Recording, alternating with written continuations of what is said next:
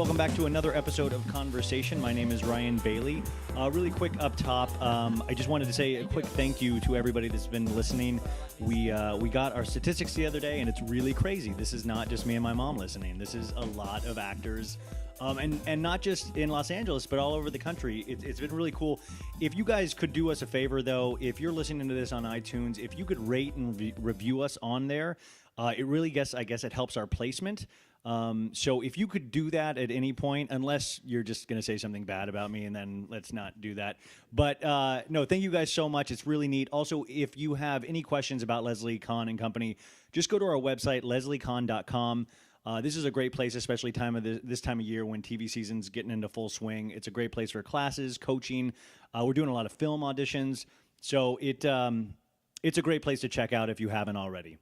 Today, we are really lucky to have somebody that is on a show right now that I watched on Saturday and was kind of, you see those shows that you're like, oh, this is going to actually, this could be a couple year show. Like, this is something that actually is super funny. And I read something today in the New York Magazine that it was a rom-com for the Tinder set, which I thought was a really interesting way to describe the show.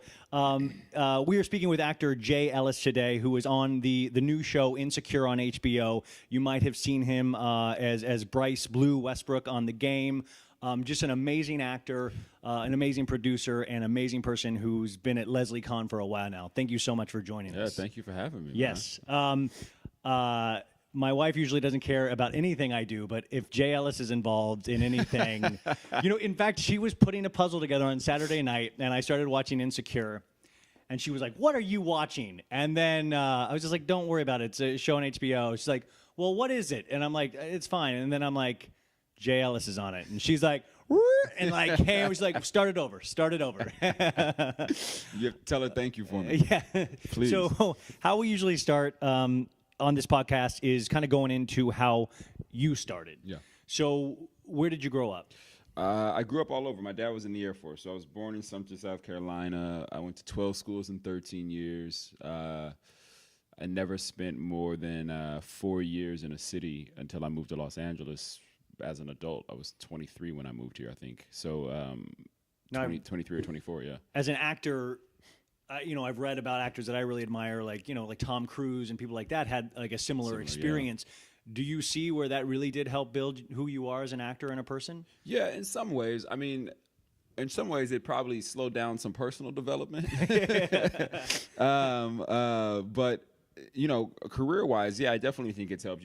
I think you see so many cultures and you meet so many different people from all over the country and all over the world, really, that kind of float in the back of your brain. So there's always something there to like remind you of something or pull from something or a similar experience or something that you've seen. But also there's this thing of like, walking into, when you have to walk into an audition room and you're meeting the casting director for the first time or the fifth time, whatever it is, you're still always walking into this new environment because you're meeting new producers and new writers and new executives.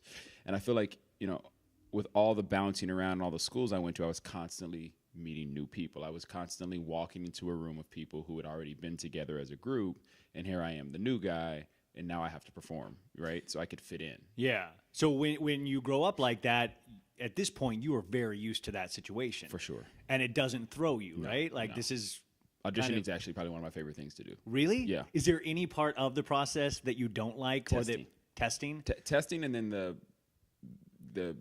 backs, once it's like getting up and going, and the shaking hands and kissing babies part. Now, this is that part, you guys. This is that part. So wait, when just explain for the people that might be listening not in Los Angeles, what is testing? So you've been on a couple auditions, right? Yeah. So it can be, it could be your fifth or sixth audition. It could be your second or third. It just kind of depends on where they are in the casting process. But basically, you may go in for a pre-read, which is just you and the casting director, just to see if they see if you have a handle on the material and how well you hit what's there, and then they send you to the producers. So then you read for the producers, who are people typically who wrote the show and created the show, and then they pick from that pool of people that's been narrowed down, and they decide who they want to test. And a test is basically them offering, if you will, a contract to 3 to 5 people and saying that if we book you, If we like you enough, or if the studio likes you, you're one of our 5 picks. And if the studio likes you, this is the contract that you have should you get the job.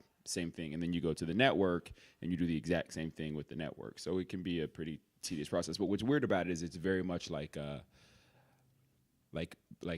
performing in the Coliseum.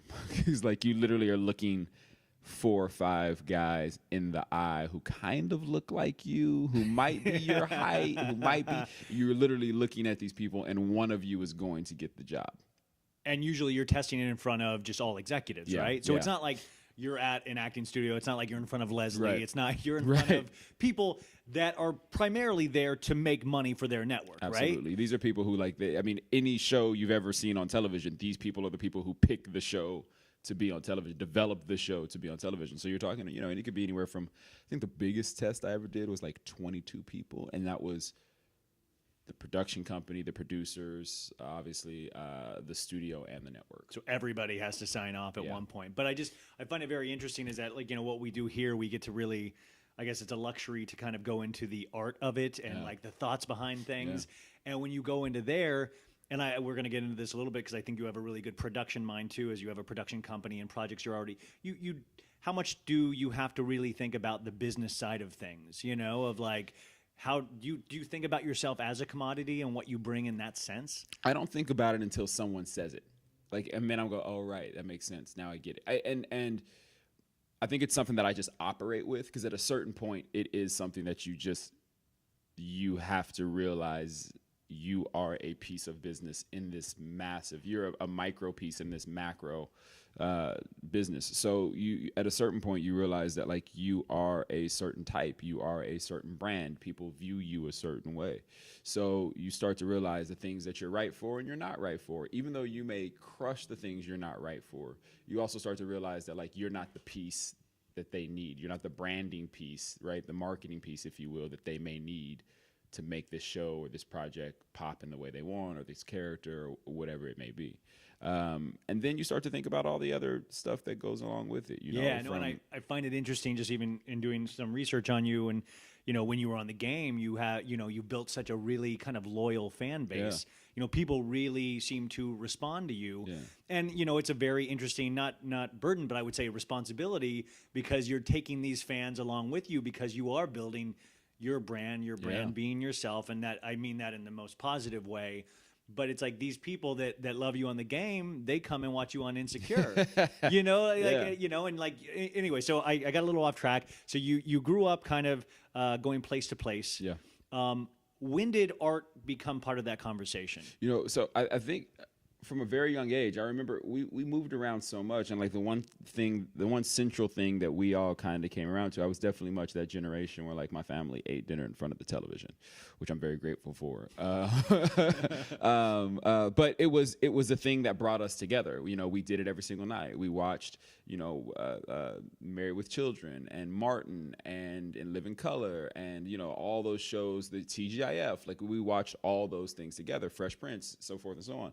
So for me, I think I wanted to act. I wanted to pursue that then. I didn't know what it was necessarily, right? I actually still thought that these people, like I thought the Golden Girls legit lived in Miami. So when I found out this show was in LA, I was completely blind. I just didn't understand it. So it happened at a young age. I didn't really get a chance to pursue it until later, because I played basketball because I was so tall. Everyone was like, you got to play basketball. You got to play basketball. And what you start to realize is that like as a basketball player, being in theater is not cool at all whatsoever. That's why Michael Jordan got out of it really early. So like here I am, this basketball player who's jealous of all the theater kids because like they get to go like do plays and do these, one act plays and productions for semesters. And I'm jealous because like they're in that life and I would rather be doing that than playing basketball. But that's a hard thing to tell everybody. Absolutely. I was a coward. I was 100% embarrassed. Like, there was no way in the world that I could walk into the locker room and be like, hey, guys, I got to play tonight. You coming? Yeah. What about this Shakespeare guy? What's the rap on him?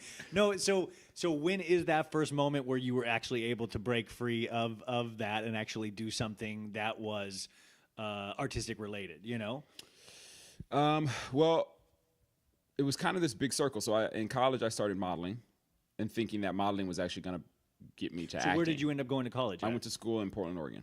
And what was that like? One of many schools that you looked at, or Yeah, I ended up I played college basketball, and I think I looked at like 6 or 7 different schools. I visited the 5 that you were allowed to visit, do official visits to, and I ended up looking at 6 or 7 total, from Kansas to Texas to Oregon to Chicago, and I ended up in Portland, Oregon.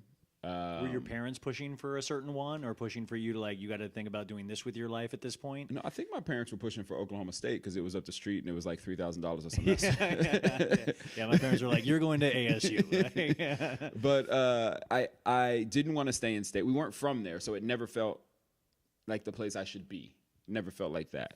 So and I wanted to go see more. I was used to like picking up and bouncing around, so I wanted to go. I was ready to go see something else. In my mind, we had been there too long. So I went to a small school called Concordia in Northeast Portland, played basketball, and then randomly started modeling while I was there. And there were a bunch of sportswear clients there. There was Nike was based there, and Columbia Sportswear, and Adidas U.S. headquarters, and all these companies were based there, so it kind of made it easy. And in my mind, that was going to be like my natural segue into acting, and it couldn't have been further from the truth. There was Wait, nothing. you say natural segue, so you have this in the back of your mind. Oh, yeah. Have you shared it with anybody? Have you shared Absolutely it with not. Okay, so this really is in the back of your head, Absolutely but not. you're just like, this will eventually take me this way, Yeah, you know? Okay. absolutely not. I haven't That's said great. anything. I haven't even told anybody I'm modeling. I haven't said anything. My mom calls me. There is a poster of me hanging in a foot action in Woodland Hills Mall in Tulsa, Oklahoma, and my cousin, because there's nothing else to do but go hang out on the mall on a Saturday as a young teenager. So my cousin is at the mall. He sees it. He goes and tells my mom. My mom's like, "He is not hanging up in the mall, boy. Stop it." The next weekend, she's in the mall. She sees the poster. She calls me from the foot action, arguing with the manager because she wants to take the poster off the wall to take it home right now. And she can't understand why I'm hanging up on the wall. So I didn't tell anybody for Wait, a are you while. going, Mom, that's a lie. Somebody's stolen my image. No, of me." I finally just said, like, no, it was this thing. And, you know, they came to the school looking for athletes. So, you know, I did it. Why, Yeah. you know, why not? And so she was like, all right, well, you better be up there in class. And I was like, I'm in class, I promise. So I did that. I bounced around. I got to travel with that. I got to travel a ton with that. So like even overseas and things like that? I went abroad. I went east and west. I got to go to Europe. I got to go to Asia. I got to go to Australia. And then ultimately looked up and had this super weird experience and was just like, this is not for me. I had this experience where I was at this casting and there were basically like 30 or 40 guys in front of me, and there was this. You walk into this room and there's these 3 chairs and a table with the client sitting at it, and there's a pair of underwear sitting in the chair. And you walk in and you like take your Polaroid of your face and then you strip down and you put the underwear on. And the stripping down, getting naked wasn't the thing that bothered me, because at this point I had done it so many times in front of so many people. I was like, well, yeah, whatever, it's just a body. But when I looked up at the doorway and saw that there were probably another 20 guys in line who were going to try on the same underwear that I just tried on. And then there were another 30 or 40 guys before me who tried these underwear on. And the guys that I lived in a house with were absolutely disgusting. I just knew that this wasn't for me. So I called my agent. I was like, I want to come home. I moved to Los Angeles. My girlfriend at the time was in med school here at USC. And so I moved to LA. And how long ago is that now? Oh my God, 13 years. Really, 13 years? Okay. 13 years. So you moved out to LA. By the way, I love the thought of you calling your agent, and they probably already know, like, it's the underwear thing. Isn't it? Like, they get this call all the time. So you go out to LA, which is, by the way, it's really kind of fascinating if you look at like you bouncing around as your childhood, then you get into modeling, you're bouncing around there. You know, it is, I guess, closer to the artistic life, but it's not exactly But it's that. not, But you're making a living of it, which is that's a tantalizing, tempting thing, though, if you can make money doing something like that. So then you move to LA. What's the goal out here? What do you start thinking about doing? I moved to LA and I legitimately think that I'm the Fresh Prince of Bel-Air. I think that someone is going to pull me off the streets. Ryan, I bullshit you not. I tell you, I used to walk through the streets of Beverly Hills thinking that an agent. This is when William Morris was still like on the south side of Wilshire. And Endeavor was it was on Camden, I think is what the street is. Before they combined. And I legitimately used to think if I just walked through the streets of Beverly Hills, someone was going to pull me aside and be like, yo, we got a show for you. Where have you been? Yeah, totally. Right? Yeah. I legitimately thought this was going to happen. It did not. So I got a job. I was not going to give up on Beverly Hills. So I got a job working at Sports Club LA, which was directly under Endeavor, which is now Equinox. Yep. And so, I was at 5 o'clock in the morning handing out towels to like all these agents who were coming in to get their morning workout, just thinking somebody was going to like pull me out of the crowd. Didn't happen. So a kid that I went to high school with was here dating a super famous girl at the time. They had it was her birthday. They had a massive birthday party over at the CBS Radford Lot. Meryl Streep? She was younger. Okay. She was a bit younger. Yeah. We went to school together, and I'm sorry. So I go to the party, and I'm obliterated. I'm wasted at this party. But I'm telling a couple people around me this story about what it's like to live in a model house with 16 guys at one time. And this agent walks up, and I credit this guy with like me being where I'm at today because he walked up and it's actually Angelique Cabral's agent. It's actually Jazz's Simon's agent. It's Joel. What's Joel's last name? Stevens? No, he has his own agency. Oh my gosh, it's Pakula King. Oh, yeah. So Joel King, I think is what it is. Yeah. So he walks up and he says, "Hey, are you an actor?" And I say, "Of course I'm an actor." And he says, "By the way, I've never taken an acting class, right?" And he's like, "Well, bring your headshot, bring your resume. Come to my office, bring your headshot, bring your resume." Okay, cool. So I go in, I take my modeling book because I don't know what a headshot is. Yeah. I type up every single modeling job I'd ever had and give it to him. And he looks at them and he looks at me. He goes, "You have no idea what the hell you're doing, do you?" And I said, "I don't, but I swear to God, if you just give me 6 months, I will figure this all out." So he gives me a list of places to take headshots. He gives me a list of places to take acting classes. I get on Craigslist and find somebody for $75 to give me headshots because I'm not paying $400. this $8.15 an hour I'm making. Yeah. So already a producing mind. Yeah. This $8.15 an hour I'm making giving towels to agents is not gonna pay for $400 headshots. And then I went and audited 4 or 5 classes. And I was like, oh, it's just a conversation. I get it. People are just talking. Duh. Who doesn't do this every day? So for the next 6 or 7 months, he hip pockets me. He sends me out, and I auditioned for stuff that at the time I had no idea it was going to be what it is, right? So from TV shows to movies, like all kinds of stuff. And there was not one callback. There was not any good feedback. Can you feel, because you don't even know what a callback really is. So can you feel like, are you going out there thinking like, I'm crushing all of these and it's just not my day? Yes. Or, okay, cool. I had one audition where like, first of all, I used to look directly into the camera. Let's just start there. I was looking directly into the camera. Guys, don't look directly. Don't look into the camera, guys. This is a big mistake. But there was this one where the casting director was laughing so hard that I thought like, oh, I booked. There's no way in the world I didn't book that. She laughed so hard. Yeah. She was legit laughing at me, legitimately laughing at me, which was also interesting too because like now that I look back at it, like, I would hope that casting directors would stop somebody and be like, hey, you can look at me, don't look in the camera. Dude. But it's their way of weeding people out. There was a story that when I first got here and I actually had decent representation, like just by accident, I didn't know what I was doing, even though I was a theater actor. I went on Black Hawk Down and I got there and it was all these people that I had seen from TV and film. And I was like, oh my God, I was so excited. And I had these sides and I'd prepared them.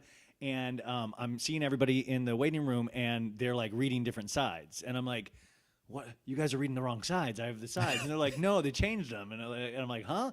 And they called my name and I was like, oh, okay. And I just grabbed the new sides and I went in there and there's a tape of me somewhere where it's exactly like where they changed the scene where I get blown up by a hand grenade, and I'm reading it as it like that wasn't in the initial scene, so I'm reading it and I'm like, oh, and I'm like I throw myself off the chair and I'm trying to frantically read, and you could just see them there going, oh. Like I saw the one lady put her hand out at the assistant, like keep going, let it go. Yeah, and I was like, it was the worst. Okay, so we all have stories like that. So but it was horrible. It's one of those things where you wish people would have stopped you. So he picks up the phone, he drops me, and then I have this whole like I didn't want to be a starving artist anyway. Who wants to drive across town and hear no all day and blah blah blah blah blah and whatever. Like I want to go make money. Whatever. Yeah. So I just started working as many part-time jobs as I could until one of them turned into a full-time job, and then slowly I just got promoted and I ended up in this position that I definitely shouldn't have been in. I was responsible for like $34 million worth of business for 12 stores, retail stores from Chicago to Texas all the way out to Hawaii. And I literally was traveling like every single week. Yeah. Don't know how I fell into it, but I fell into it. And luckily I didn't have to sleep with anybody to get it. Wow. Yeah. And that's the J. Ellis story, guys. Yeah, We'll see you next time. Yeah. But no, so then my boss, I was the only person that my boss had hired at this company. She calls me and she goes, listen, I just got let go. They're probably going to come after you if you want to start looking for another job. Well, I had just done this because like I just wanted to make cash. Like I wasn't in love with it by any means. It was purely just a job. And the only thing I could think about that I really wanted to do was act. And I was disappointed in myself for being such a coward and not actually like taking the steps to pursue it. And so I moved to the Valley. I moved deep in the Valley. I was the only person who spoke English in my building. Real quick though, you said you didn't take the steps to actually really learn it, but it seems like everything else in your life you work really, at this point, you even worked really hard at. Is it just because you wanted it so much that it was a little scary to actually fully throw yourself into this? Because that would hurt too much? I think so. I think, I think there's also this thing of too, at this point, the basketball thing was always like a team and there was a coach and like you get up and you go to practice every single day. So there was this I knew what I was doing every single day. The modeling thing was I knew that I was going to the gym or going on a casting every single day, but it was so structured because, they send us over there or wherever you at and you're constantly talking to your agent. And this was a little more free. This was a little more, you may get an audition on Tuesday, you may get an audition a month from Tuesday. You're really not sure. So like, there was like, I don't know how I'm moving forward. There was no measuring to see how I'm not making JV, I'm not making varsity. You know what I mean? No agency in another city says we love his work, we want to work with him. So I didn't understand that. I think that frightened me. And the rejection. Yeah. I mean, plain and simple. Like I just couldn't, the rejection, made me feel horrible about myself. But then on top of that, it just frightened me. Yeah. I mean, it crippled me, 100%. So you move into the Deep Valley. Moved to the Deep Valley. I was literally the only person who spoke English as a first language in my building. Yeah. And I know that I need to take class. Well, the only thing that I can remember from this sheet of paper that Joel, the agent, gave me, who gave me a shot. Thank you, Joel. The only thing that I can remember from this paper is Kahn, is Wrath of Kahn, actually. Is really the only thing that I can remember. And so I Google Kahn acting class, and Leslie's name comes up. And within 2 or 3 weeks, I came in to do a triage. And how many years ago is that now?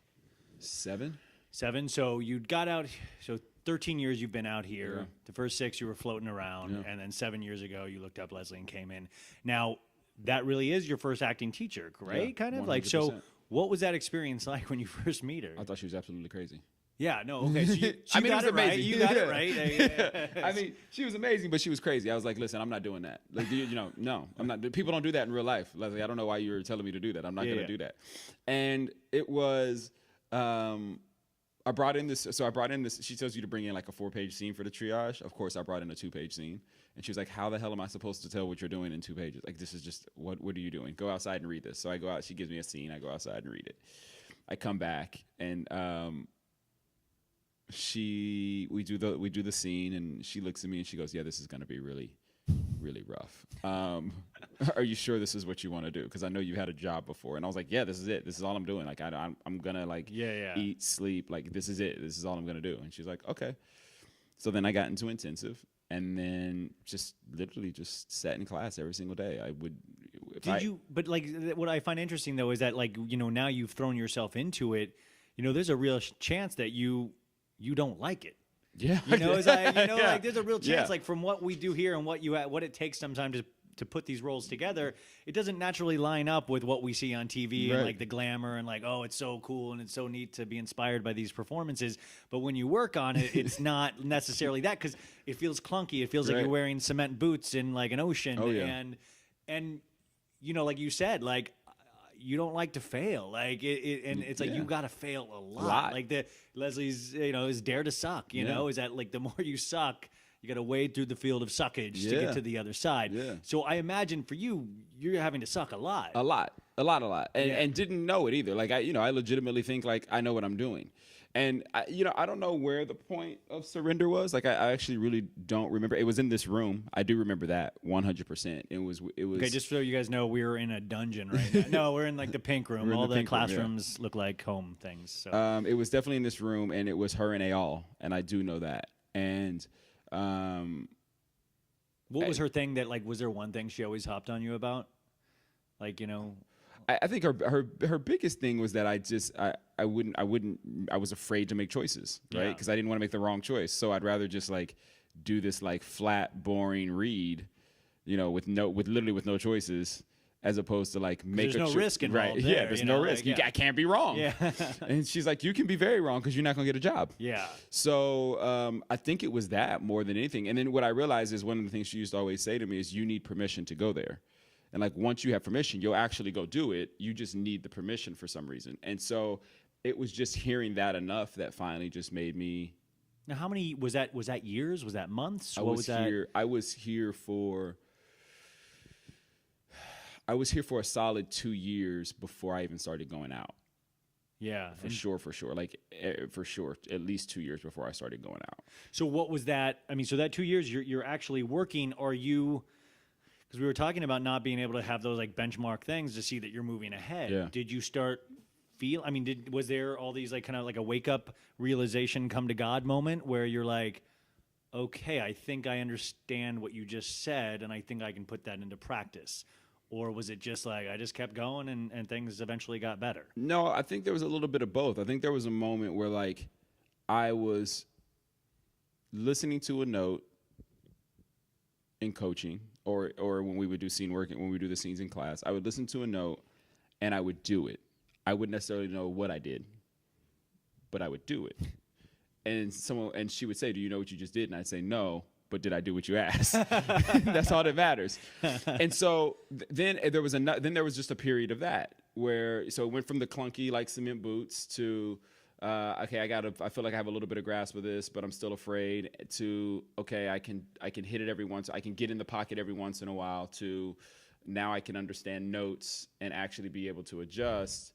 And then there was this point where like it all just slowly it started to make sense. We're like, oh, now I fully understand what you're saying. I'm not listening, so how can I have this thought? If I'm not listening to what this person is saying, then I'm not thinking about what they're saying, which means I can't respond to what they're saying in any truth whatsoever. Yeah. You know what I mean? And it's such a simple, like, of course, but it takes so many years to get there, like so weird. You're so in your own head and you're so, I don't know. So then, like, what is that process like? So you're 2 years before you even start going out. How do you actually manage, like, this whole time, are you still trying to get representation? Are you... No. How did you I wouldn't let myself see a casting director or an agent. That's what I was... Okay, because sometimes she'll even be like, you shouldn't be around casting directors right now to certain people, which is, I think, a really smart note, thing. Because you only have one chance to, like, make an impression with these people, So you wouldn't let yourself go out. No. When is that first time that the shackles came off, that you allowed that to happen? I don't know if is Actors Key still around? Do you know? I think it might be, or it might have changed to another name. Yeah. So they used to be on like Burbank or something like Yeah, that. those Or casting Magnolia director maybe, in a workshops. little house, a casting director workshop. Yeah, in a little house right next to a donut shop,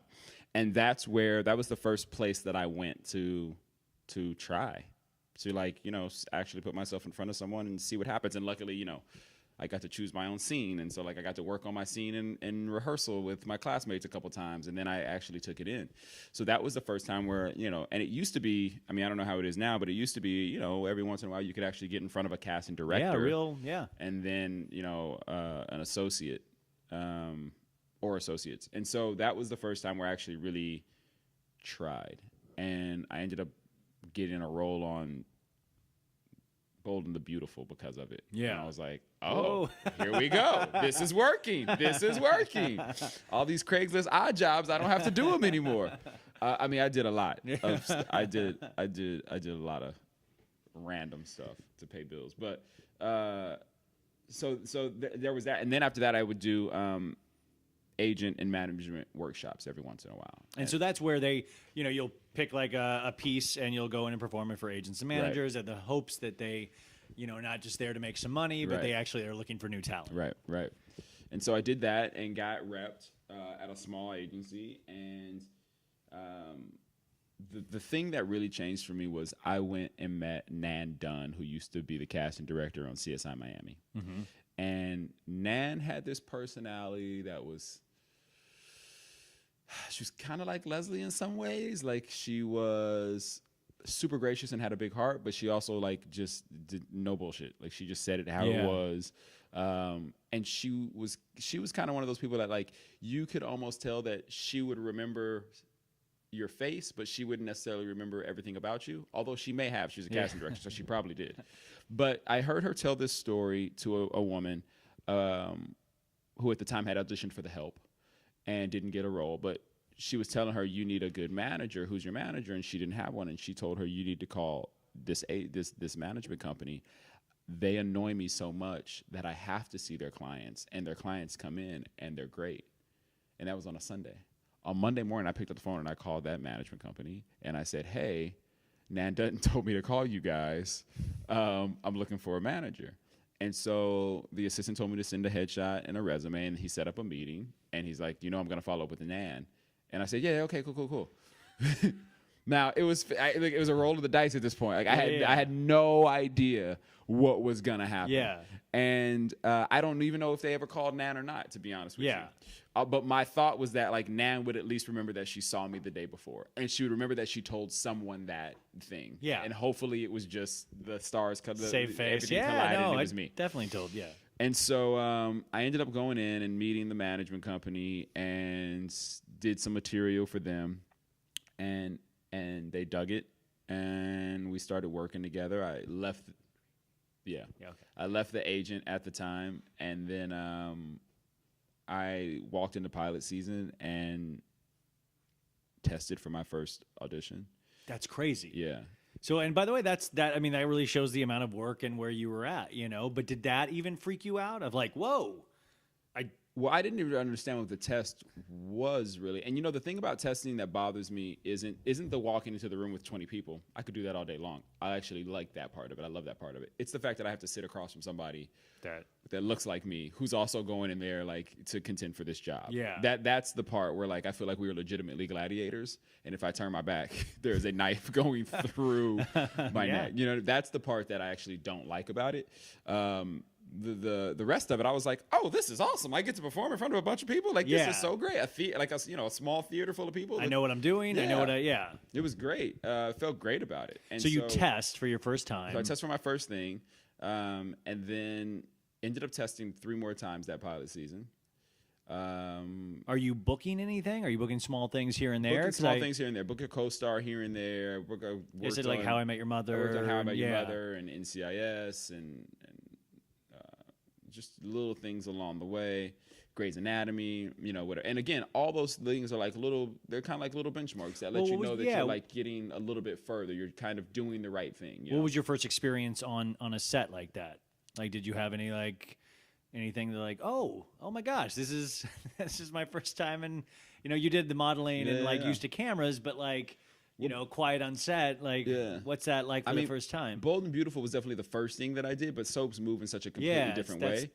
But the first thing where I really I worked on Grey's Anatomy, and Sandra Oh walked into the trailer and was just like the nicest, sweetest person on the planet. And at this point had done Sideways, and Grey's had been on for a bunch of years, and like she was just the nicest, like sweetest person. And I remember walking on set, and it was a really big scene with like most of the cast, all but 2 people. The entire cast was pretty much in this scene. And I remember walking on set, and I didn't necessarily know like what to do or where to go or where to hang out. And Sandra was like, hey, come over here and just hang out. And then you'll go over there when they call this and when they say that. And literally it was like, oh, this is amazing. Like, this is it. Like, this is how this goes. Like, some veteran comes and pulls you to the side and says, hey, like, you go stand over here. You stand over here, and when they say this, you go do that. And then when did that? And I was just like, I was so happy by the whole thing. And I was just like, I made it. A co-star, by the way. One line. Yeah. I made it. Yeah. I'm a part of this, you guys. I made it. I am on the show with you. We are together in this. But that was definitely my first experience where I was like, oh, this is it. Like, this is what this job entails. Like, this is what it means to be an actor and go to work every single day. So you test 4 more times that season. Yeah. Nothing sticks. I get a new agent that summer.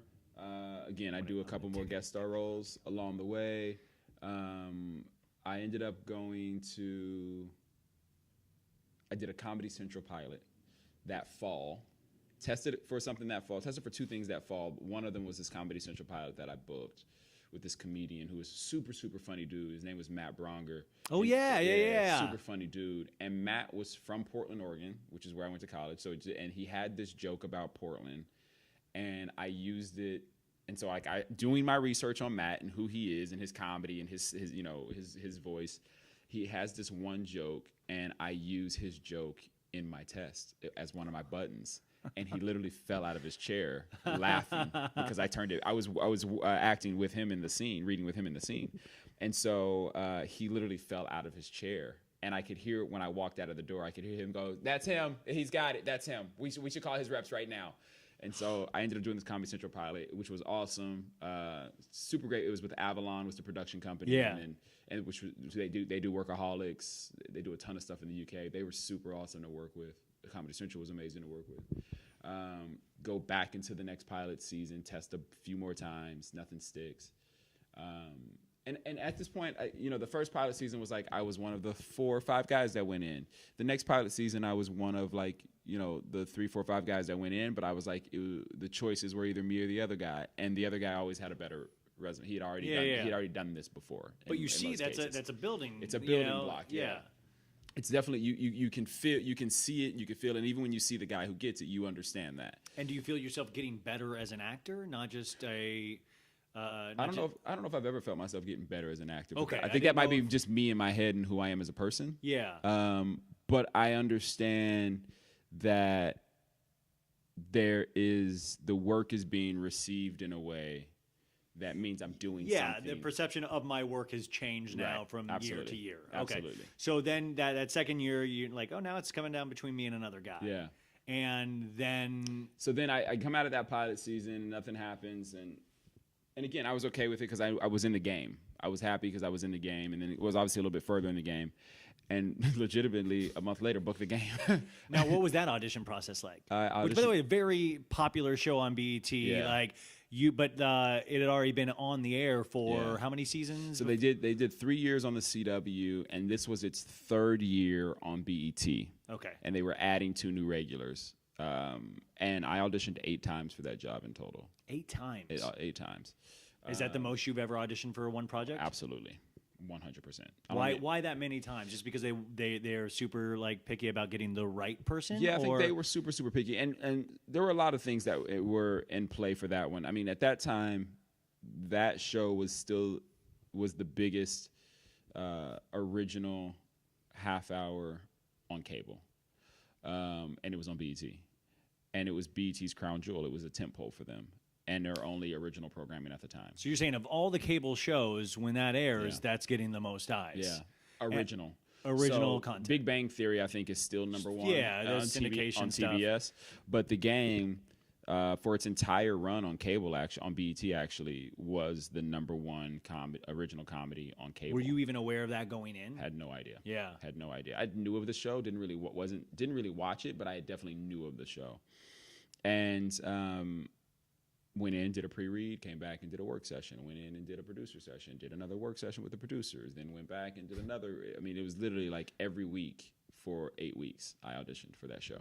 What is that like as an actor to be holding that inside you for 8 weeks? Like, I mean, are you just like, well, it's just another thing? Or is it like, oh my God, just make a decision already? Yeah, I can't keep doing this, It was definitely, oh my God. Okay. There was a point where I remember talking to my agent and just saying like, it's either me or it's not me. Like, why? I don't even want to go back in. Like, why do they keep asking me to come back in? Like, because I would go in, and then it'd be a couple of us come back, and then it'd be new guys. And then I would go in, and it'd be all new guys. And then I'd go in, it'd be a couple of those new guys, me, and then a couple more new guys. Like, it was just this constant. And so it's kind of like there's no way it can be him. But I guess let's why we keep bringing it up? Let's see him in a red shirt. Let's see what a red shirt does. It was super, super, super frustrating. I didn't understand it, and in my mind, I was like, "Listen, they're just wasting with my gas at this point. now I'm paying to drive across town every single day, and it's like if I'm the guy, just say I'm the. We don't need it 8 times. Just say I'm the guy, and if I'm not the guy, that's cool. Just don't make me drive across town 4 more times. Are you on the 6th or 7th one? Are you coming in like, hey, what's up? Let's just do it. Give me the scene. Yeah, there's nothing to even talk about. Let's just do it. Yeah. Oh yeah, your kids had a great weekend. That's cool. So they won their soccer game. Great. Yeah. Now I remember 3 weeks ago when you told me that it was their first. I game remember of the when season. you had that child. Yeah. I was there for the birth. Yeah. So what is different about the 8th one? Do you remember anything different, or is it just the 8th one was my test, and it is probably to this day one of my favorite. Probably one of my 2 favorite audition stories of like my own. Things that I've experienced. I got in and I was testing against 4 guys, and one of them was a super popular R&B singer. One of them was a guy who grew up in this industry, grew up here in acting. Another guy who started a little bit later, and then myself. So there were 4 of us. I'm sorry, there were 4 of us total. And I sat in a chair and I said hello to people, but I just kind of watched everything that happened, all the peacocking that was happening. Like everybody was in their own thing. The R&B singer was legitimately singing and like dancing. Because BET, when you walk into their offices, they have all these like TVs that hang up on the wall that show like their programming, like what's on at that time. And there was, one of the channels had music videos, and there's always music playing in the lobby. And this dude was literally standing in front of the screens, singing and dancing. While a test was happening, just on the other side of that wall, a test was happening. Another dude was talking to my co-star, the girl who ended up being my co-star, who had already had the role, and we were chemistry reading with her for the test. And she has been in high-profile relationships, and was once with a very famous dude, and they have a child together. And this guy started asking her about the guy, like legitimately, like, "Hey, so what's he like? What's your favorite song of his? What's your legitimately started asking. What's he like as a kisser? Yeah. And then she's also friends with the Kardashians, so an insanely famous family. Yes. So then he starts to ask about the sisters, like one by one, and she's just staring at she literally could have shot missiles through her eyes into this dude's heart when this happened. And so I'm looking at this and I'm like, he just fucked up his chemistry read. Like he has no idea what he just did. She barely answers him. She won't even look at him. And he just thinks it's all great. He then gets a phone call from his agent, walks outside, but he brought this suit that he was supposed to change into for the test. And then he comes upstairs. He hasn't put the suit on. And they're calling his name. So then he's hot and sweaty because it's 90 degrees outside. And he just ran up 2 flights of stairs to get back in here. And so he runs into the test and he's out of breath with literally beads of sweat rolling down his face. And he has the chemistry read with this girl who he just asked about her baby's daddy and her best friend. And I'm like, this is the most. So this isn't even like The Gladiator. You're like, oh, this guy just got crushed in the Coliseum. I didn't even have to. This is amazing. And so then the next guy his deal didn't get done. So it ended up coming down. And the deal means where you have to sign your next 5 years away before you go in the room. Yeah. So his test deal, his contract didn't get done between the network and his team. So it ended up coming down to the 3 of us. So at this point, I'm like, oh, well, it's probably going to be the R&B singer. I mean, he has a fan base and he's been around for a while, and he can immediately bring eyes to the show, and it's such a fresh pop and such a thing to talk about. I totally get it. You got to think that stuff through. Yeah, I totally get it. It's a great branding thing. I get it 100%. And they literally waited. So we do it, we leave, and they literally waited exactly 7 days later, which is the amount of time that they have to hold you for the test when you do these contracts. And in the 7th day or the 6th day and 23rd hour, they pick up the phone and call and say that I booked it. And did you ever ask years later, what was the conversation going through you guys' did they ever say what their concern was? Was it just that was the case, that this guy provided a fresh pop and could bring eyes immediately? Yeah, what it was everyone, I think they wanted to make sure that, because they wanted the show to continue. and they weren't sure if it was going to be the last. When I actually got on, they weren't sure if it was going to be the last season or not. The thought is that it was going to be the last season of the show, and it actually extended and went another 3 seasons or 4 seasons or something like that. So I think the thought was like, is this enough of a pop to make this last season go out in a bang? Is it enough of a pop to make this show continue? And for these two people, you know, and their chemistry and the storytelling and just, you know, all obviously all of those things are very important, and the most important part really the storytelling. But I think it was just that they just wanted to be, and Mara Brock-Akil, who created the show, like, so much love for her because she wanted to break talent. She felt like it was an opportunity where, like, the show wasn't going to go on for another 7 years. So if it was 1 season or if it was 3 more seasons or 4 more seasons, she wanted to break talent. She wanted to put somebody to a new face. Yeah, you know? Absolutely. So you get on this, and now this is really interesting because, you know, you're on a show with already eyes on it, and like you said, like you are like this is. You know, I always talk about when there was a big Oscar push for Good Will Hunting, and it pretty much brought Matt Damon and Ben Affleck into people's consciousness. Yeah. Because, like, you know, Miramax put all this money into this promotion of it. But, like, on a show like this, they're putting money into creating Jay Ellis. Right. You know, because they're all these eyes immediately on you. And on top of it, now this is your first chance to not only create a character, but, like, let's see a character go from point A over the course of a season. Yeah. You've never done that before. What was that like to learn how to do that? Terrifying. Was it a lot of stumbling, or was it? It was, you know, I think the tough part about it, I was away from home, so which was a good part and a bad part. We shot in Atlanta, which is both good and bad. The good was my friends weren't calling me saying like, let's go to dinner, let's go bowling, let's go whatever. That was the good. Like, I only could focus. There was nothing else for me to do but literally get up and go to work every single day because I didn't know anyone in Atlanta. The bad of it was that, you know, the people that I would typically pick up the phone, you know, people who I had been in class with for years at this point, the people I would pick up the phone and say, hey, can we run this? Hey, can you help me work this? They're gone. They're, you know, 2,300 miles away. So I don't have that.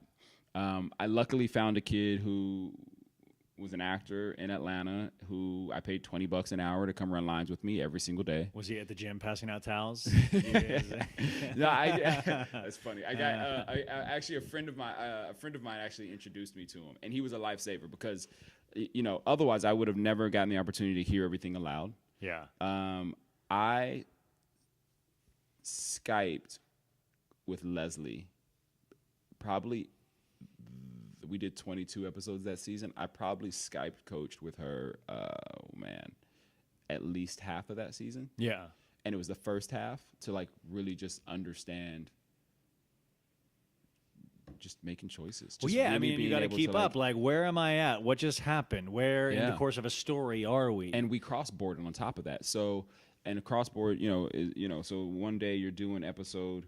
You may do scenes from episode 101, 102, and 103 all in the same day. Well, you're in completely different places. Yeah, things have happened. So, you know, just learning how to chart all of that was just like, wait, what? So then by the time you get to the second season, though, are you feeling stronger? Is the muscle, you know, like the muscle's there, you know? Yeah, I will say, like, you know, I'm forever grateful for that experience and that show because I do feel like it was almost like training for the Olympics. It was like every single day. Like, you didn't get a day off. Like, we worked very long hours.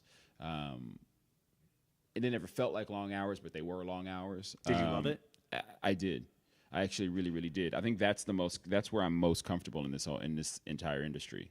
I love auditioning, but I think I'm most comfortable literally being at work every single day. I think that's where I find myself, like, probably the freest, and probably the one place where, like, you know, everything else that's happening in my life probably kind of shuts down, and, like, this is what I'm here for, and I get to go be this person for a day or for hours or whatever it is.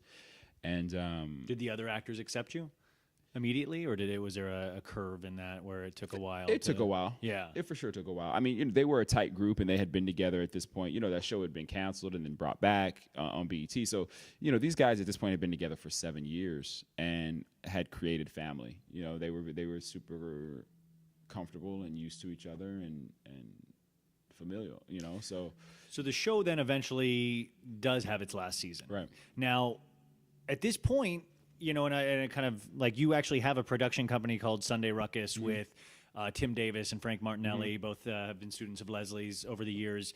And you met them here, I'm assuming, right? And you guys have a production company you formed together. Do you start looking at like, you're a smart person. Are you like, I need to start thinking about projects for myself down the line that I've have a hand in creating? Is that the thought behind doing things like that? Yeah, I think it was a little bit of, there was always this thing in me where I feel like I always want to find a way to help friends of mine or help actors, period, who don't get all the opportunities that I may get, or that, someone with my representation may get, or whatever it may be, that I've been fortunate enough to get, lucky enough to get. So I always want to find a way to help and to get back. I feel like I've had a lot of help along the way. And so I just want to be able to do whatever I can to give back. And so for me, yes, there's the thing of, from a selfish perspective, there is a thing of like, what projects can I create for myself? Yeah. But then there's also, what projects can I create for myself as a producer that I don't have to be on camera for, that can help friends of mine, whether they're writers, whether they're actors, directors, whatever it may be, like help them have another milestone in their career, have another bump in their career that they can now use this to go do something else or sell it. Which I think is just, that's an awesome way to look at things, but also that's like another thing where, I feel like Leslie especially is like, you find your tribe, Absolutely. You find your people that you come up with, or, and I think that is one of the best things about being an actor. For sure. Is having those people, in your life, because it can be such a lonely existence. Yeah. It can be, so those things really matter. But so I just like find you do realize you have an audience, so you have to then, like, if you're smart about it, you have to start like kind of branching out a little bit. But you're also back on the pavement again, trying to get the next job. Absolutely, and as big and successful as that show was, and as long as it lasted, it didn't mean anything when it didn't exist. So you now are back out there with your feet on the pavement and knocking on doors and back in audition Does it feel rooms. weird again? Like you've had a job for like a couple years now, like how to audition, but like, is there a danger in getting like too full of yourself, of like, I'm a TV star, like people should just be giving me things? I mean, here's what's interesting.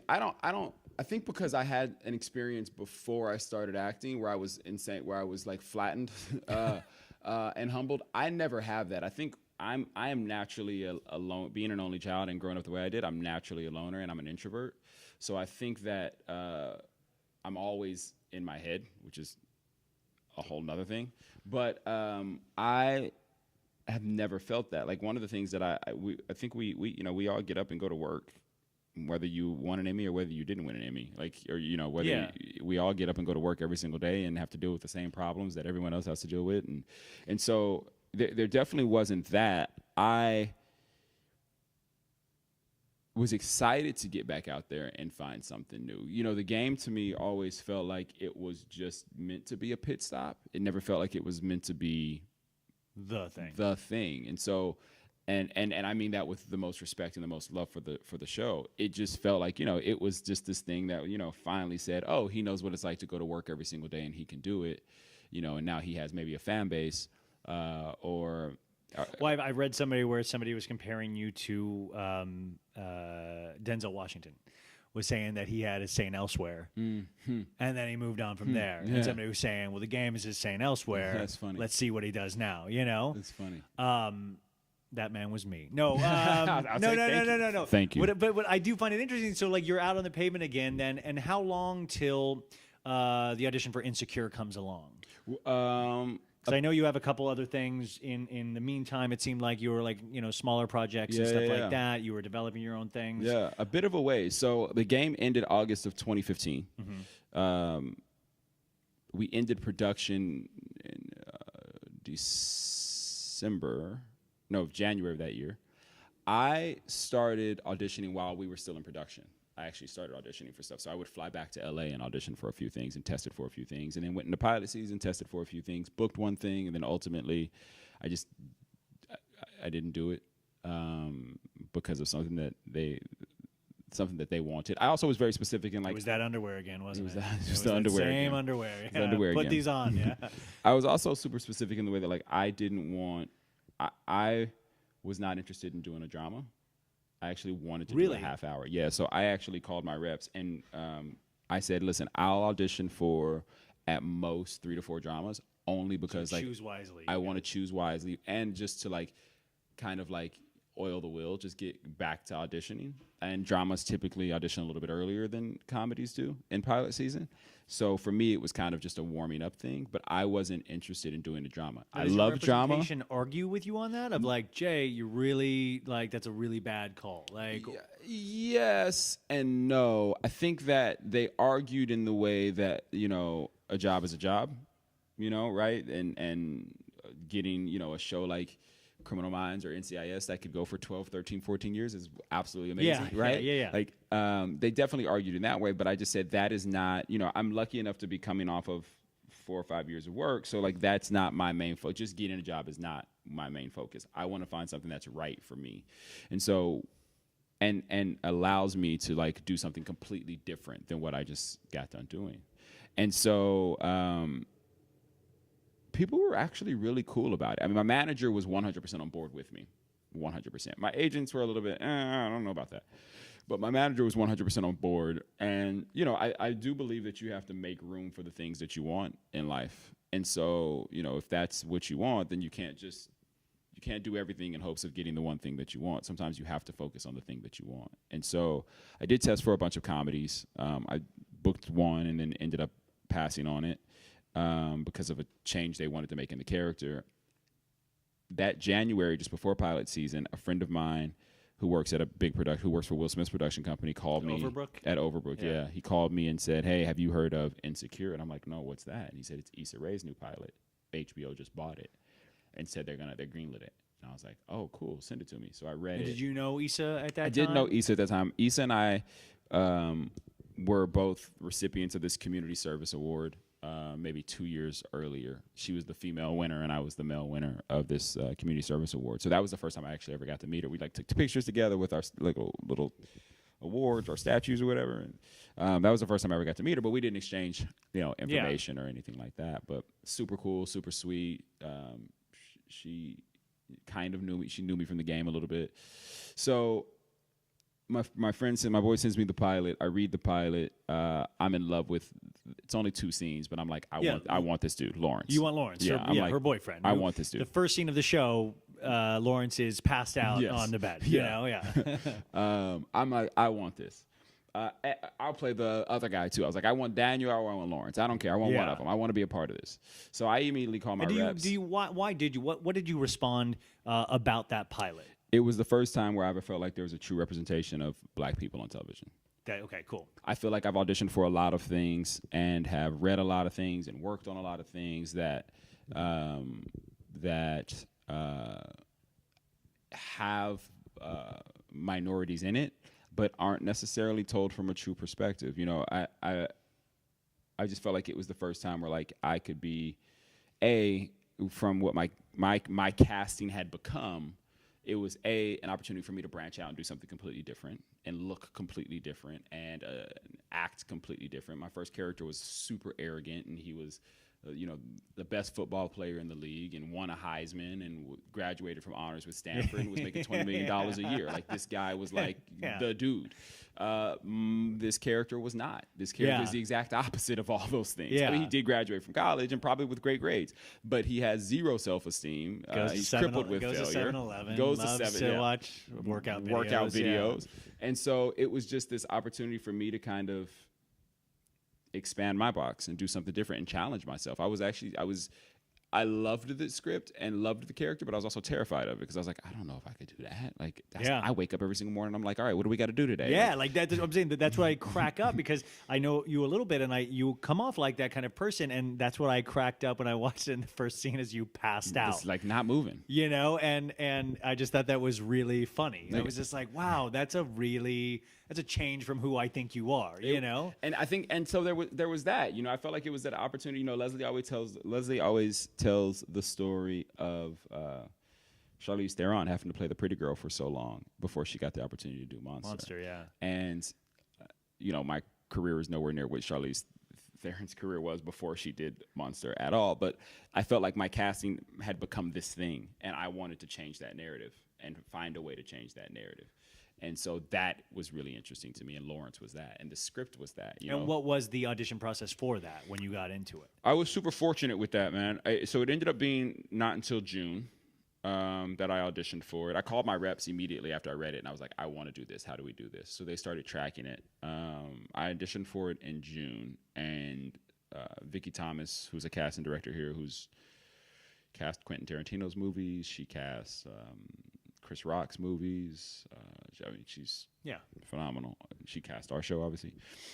She called my reps and said, hey, listen, we're going to test him. We just don't know when it's going to be. We still have to do a bunch of sessions. And I ended up not testing until August. So June to August. So from June to August. And so we knew that was there. But you're still going out. I'm still going out, but then I also have that moment of like, you know what, let me get out of town so I don't just sit here and think about this thing. Let me find busy work. Let me find something to do to be a human. And I know and you have do a life. lot of charity. I know you do a lot of, So I went out and did I did this big motorcycle ride that I do every year for AIDS and HIV research with Kills for AMFAR. I traveled a little bit, saw some family. I just you lived. Did stuff, lived, just had a life. And so the test comes. And so my first audition when I went in was Issa, Larry Wilmore. Which by the way, Larry Wilmore wrote the pilot, co-created and wrote, and Larry Wilmore from the Nightly Show. He had a hand in creating Blackish. A really amazing mind. Super amazing mind. He's probably one of the. Now it's a little bit different, but up until Blackish, he's probably one of the only black male showrunners in comedy. Up until Blackish, and now there's obviously Prentice, who runs our showroom, and there's Kenya Barris, who runs Blackish, who created Blackish, who also worked on The Game. Prentice actually worked on Mara's first show, Girlfriends. But anyway, so Larry's in the room, Issa's in the room, Melina Matsoukas, who's our producer-director, who at this point has directed all the last probably 3-4 years of Beyonce videos. She's all the Lemonade stuff. She did Formation. She did some of Lemonade. There were 5 directors on Lemonade, including Beyonce, but Melina was one of them. She directed the Formation video, which was the first song off of that album. And then that year when Beyonce did just the digital album and dropped a video for every single album, she did most of those. So that's where her world has come from, and she's got this amazing eye. She's a really special, really talented, special mind. It's really interesting watching her work. Jonathan Berry, who's an executive over at 3R, or who's a manager over at 3 Arts and one of our executive producers. Dave Becky was in the room, and I think Michael Rotenberg. Dave Becky, very big comedy manager. Massive, very big. Kevin Hart and T.J. Miller, big guy. And then Michael Rotenberg was also in the room. And Prentice. And so these guys were all in the room for my first read, and I actually ended up reading 2 characters. And at the time, I was taking a show out and pitching a show with 2 more students from here who are writers who have done super well for themselves, Zach Lewis and Jim Mahoney. And so we were taking a show out that we had just set up at John Davis's company, and they had a deal with Sony, so we were setting our deal up with Sony. And so I was like, all right, well, okay, I want my show to go, so I just want to do the guest star, because if I do the recur, then I can still do my show. If I do the series regular, I can't do my show. And then my reps were like, "Yo, you've lost your mind. Okay, you're gonna go take this job and be very happy with it." And I absolutely was. But I wanted to have both. I wanted my cake and I wanted to eat it too. So anyway, I go in, do the test.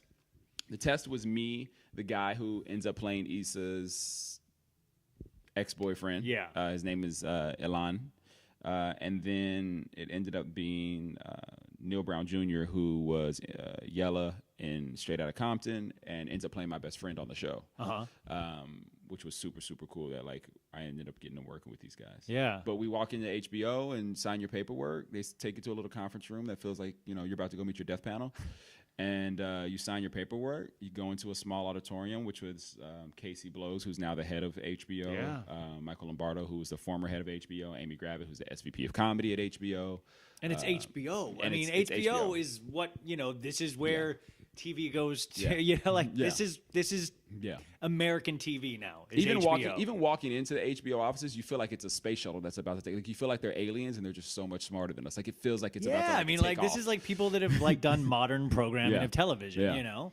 And you start to, you walk down the halls and you see Julia Louis-Dreyfus's face hanging there, and you see, Tony Soprano hanging there. You know what I mean? You see all these iconic. You see the people from The Wire, the Wire posters. You see all these iconic, massive shows. SJP is hanging on the wall. You see all these like massive shows and iconic characters, and you realize like, oh shit, I'm in this. This is like probably the first test where I was like, oh my, outside of my first couple of tests, this is the first time where I was like, oh my God, oh my God, oh my God, oh my God, oh my God. Walk into a theater, it's pitch black. You can't even see out in the audience, thank God. I'm sitting there with a bowl of cereal in my hand. Issa walks in, we do the scene. She like approaches from the side, we do the scene.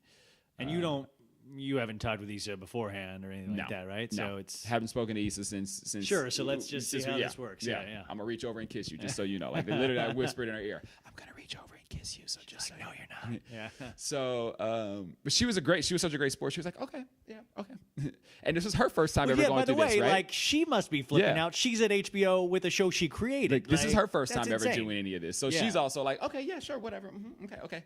So, but she was so cool about it and so gracious about it, and so I walked out the office. I got, anybody who's ever been to the HBO offices will know this. You have to get little validation stickers every time you park in the building. So I walk out to the elevators, realize I forgot my stickers. Then I got to ask the security guard if I can walk back through the door so I can get my validation stickers. The lady sitting at the front desk recognizes me from the game. She calls me Blue, which is my character's name. She's like, "Can we take a picture?" I'm like, "But you at work." And she's like, "Child, I've been here forever. They ain't gonna do nothing. Come on." So I'm like, "Okay." So we take the picture. I go down, get in my car, and HBO's offices are in Santa Monica. And before I got to the 405, my reps called me and told me I got the job. Oh. So within 15 minutes. That's so it's not the 6 days and thank God. Yeah, that's thank God. So but like, you being you, were you like, okay, I guess I'll do that and then hopefully I can do that, like cuz you had said I literally was on the phone with my attorney, my manager, my agent were on the phone and they said, "You got it. And I was like, "Oh, that's awesome. Hey Scott, so will I still be able to do my show? Can we work that out with HBO?" Or like literally was my first thing. And all of them were like, "What is wrong with you? Like, just be in this moment and be happy." Yeah. And they were right. And I was, I sat back from that and was super excited. So the entire season is shot, right? Yeah. Mm-hmm. I don't really know what's going to happen with your character. The show just premiered this past Sunday, but you can find it on demand. They've been airing it on demand for the last week and a half, actually, which was really cool because I think in this day and age, you're not just locked down to watching a show on Sunday at 10:30 at night. You can watch this anytime, anywhere. It's on HBO Go. And those numbers all get factored together, so you're not harming if you watch it on demand. Was the process great working on this and discovering who Lawrence is through the way? Absolutely. So when I went in, they asked me, they were like, listen, we don't want you to cut your hair. We don't want you to shave. We don't want you to work out. And I was like, "I'm sorry, what? That's not what I do." And they were like, "But that's what we want." And so it was this real push-pull where I was like, I just can't do that. Like, that's just not, I got to go out in public. I need a haircut. Yeah. But I actually, for the 2 months before we started, I literally did not get a haircut. I did not shave. I did not work out. I didn't do anything for the 2 months we started production. And looking back, I wish I could go back to it. Looking back, it's so worth it to see Lawrence's journey and where he goes to. And a big thing about Lawrence is that he's crippled with fear. So he graduated from college, had a good job, stepped out, tried to do his own thing, which is, we'll find all this out. Sorry, I'm giving some spoilers away. And his thing, that he tried to start failed, and now he's crippled with fear, and he can't get off the couch, and he's afraid to go out and interview and hear no, which is which is so weird. That's exactly your journey. It took me back to when I was starting out acting. I was just like, I don't want to do this. I don't want to be told no. I'm afraid to have all these people just staring at you and tell you no. And so there was that to me was really amazing. So I literally sat at home for the 2 months before we started production. I left my house when I needed to leave my house. I would go see my parents once a week because they live in LA. I'd go to the grocery store, get stuff, check my mail, whatever things I had to do, I would leave the house for. If I didn't have to, if it was dinners or nights out to go, whatever movie, whatever. Like I was like, I can't do it because in my mind, I was trying to figure out what Lawrence was going through. I created this playlist on Spotify. I call it it's the Lawrence playlist. That in my mind was music that Lawrence listened to because Lawrence's music and my music may not be the same. You know what I mean? So there was this whole playlist that I created that was just for him that I would listen to, you know, if not every day, for sure every other day. I listened to it every single morning when I would drive to work. And so you start to like, there was this weird thing where I kind of started to feel like what it was like to live on this like limited budget in this case because he's collecting unemployment checks and just be afraid of trying. Yeah. You know, being afraid of being told no. And like, I didn't want to leave my house. When it was time to start work, I actually didn't want to leave my house because like I'd gotten so comfortable in that space that I was just like, well, why would I go out there for the world to judge me in some way? Which then for me was this easy thing to take transfer to Lawrence and to give to Lawrence, or Lawrence had given me, I guess.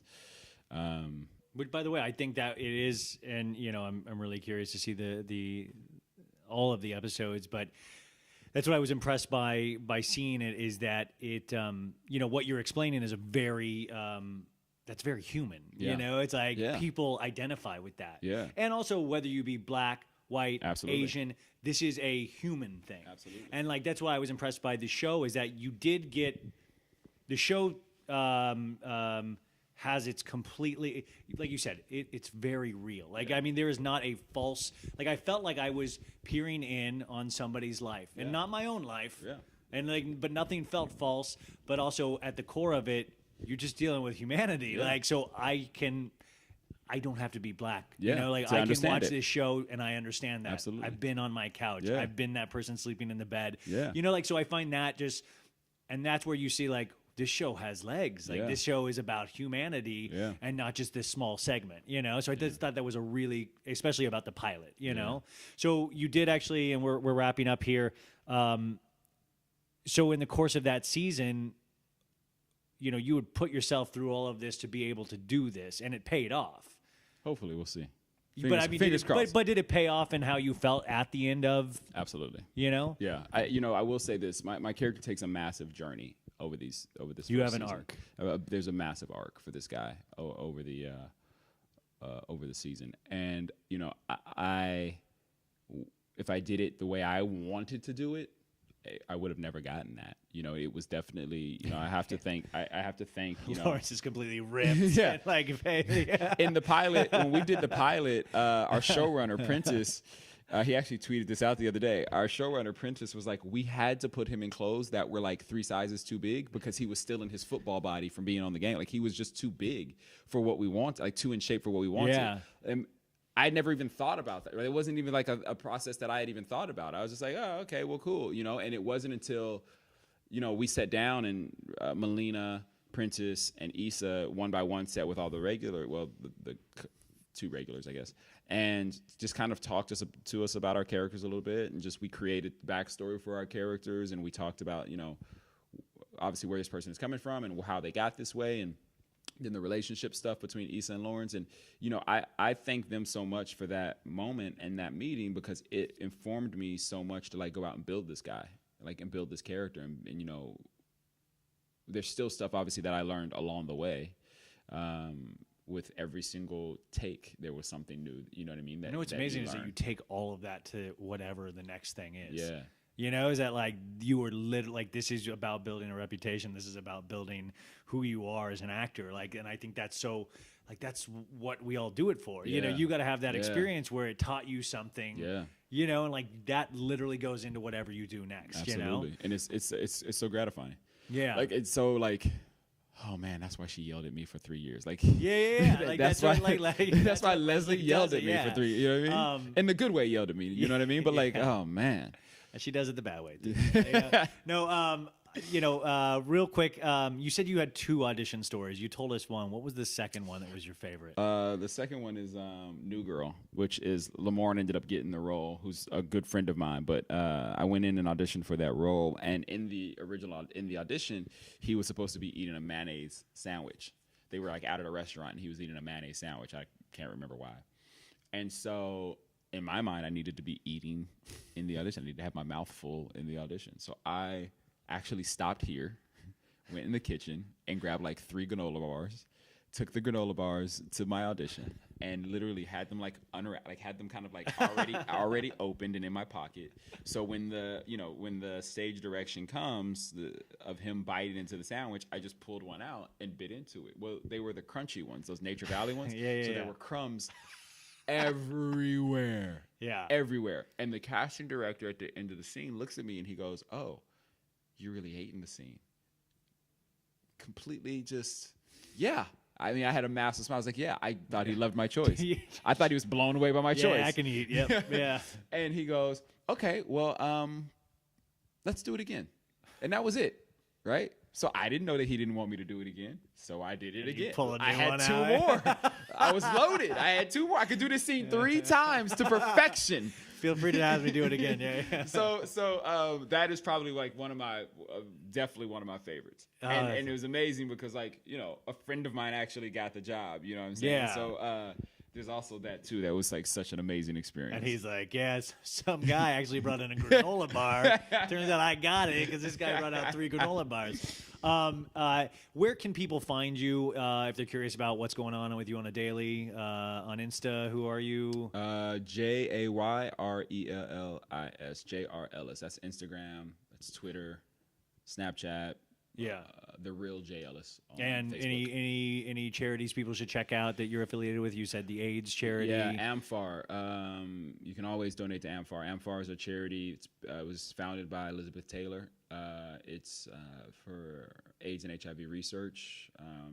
They fund grants all over the world. What they started to realize is that all these scientists were studying AIDS and studying HIV, but none of them were communicating. So someone in Germany or someone in the Philippines or someone in South America or the States may have a breakthrough, but none of these guys were communicating. And one of the things that AMFAR does is they bring this community of doctors together. So it aggregates everything. Absolutely. Okay. Absolutely. Awesome. Anything else that you would like to say in wrapping up? No, Sunday at 10:30. Sunday at 10:30. Yeah. Secure. Thank you so much. This was awesome, and Thanks, man. we really appreciate it here. Okay. Thank you, man.